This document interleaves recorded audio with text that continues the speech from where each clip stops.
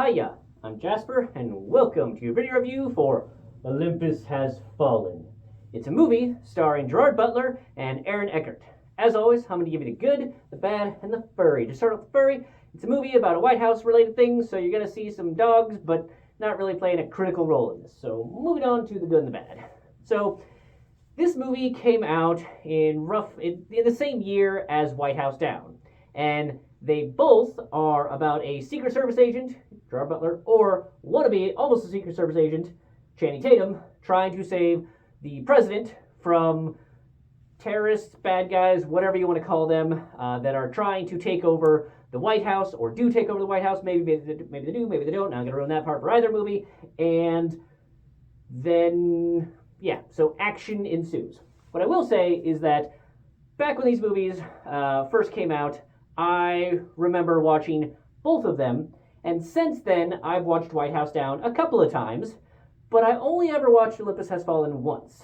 And rewatching it recently, I think it's because White House Down is an action comedy, because it realizes the ridiculousness of its plot, whereas Olympus Has Fallen plays it very, very straight.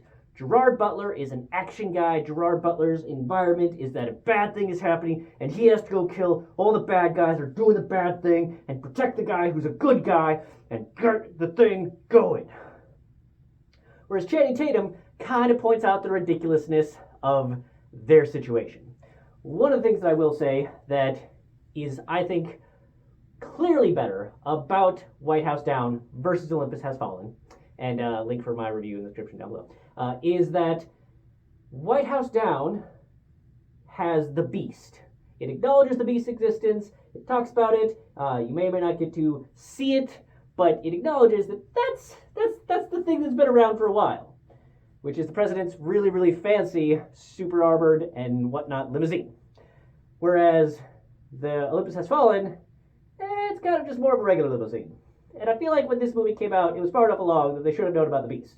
Seeing as both of them mention the Peacock, which is funny. So this one is quite good for a Gerard Butler action flick, but there are some problems with it.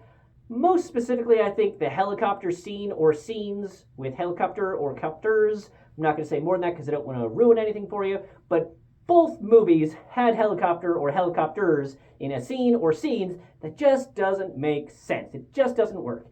And that's one of the things is that when you have a ridiculous plot and ridiculous things happening, if you have like some comedy aspects of it like you do with White House Down, you can kind of forgive some of those things. Whereas when you're trying to play it straight, where this is just action and just trying to save the day and yada yada, and nobody has any superpowers and nobody's like just pointing out the ridiculous nature of this, then I feel like I'm less forgiving when things are ridiculous in terms of plausibility or believability and CGI.